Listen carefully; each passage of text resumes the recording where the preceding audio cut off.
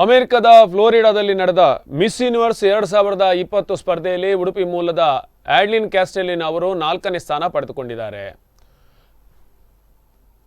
ಆಡ್ಲಿನ್ ಕ್ಯಾಸ್ಟೆಲಿನೋ ವಿಶ್ವಸುಂದರಿ ಕಿರೀಟ ಗೆಲ್ಲದಿದ್ದರೂ ಇಡೀ ಭಾರತೀಯರ ಮನಗೆದ್ದಿದ್ದಾರೆ. ಆಡ್ಲಿನ್ ಕ್ಯಾಸ್ಟೆಲಿನೋ ಮಿಸ್ ಯೂನಿವರ್ಸ್ 2020ರಲ್ಲಿ ಪ್ರಬಲ ಸ್ಪರ್ಧಿಯಾಗಿ ಕಿರೀಟ ಗೆಲ್ಲುವುದು ಖಚಿತ ಅಂತ ಭಾವಿಸಲಾಗುತ್ತಿತ್ತು. ಆದರೆ ಕೊನೆ ಕ್ಷಣದಲ್ಲಿ ಕಿರೀಟ ಮೆಕ್ಸಿಕೋ ಸುಂದರಿ ಆಂಡ್ರಿಯಾ ಮೆಜೆ ಅವರಿಗೆ ಪಾಲಾಯಿತು.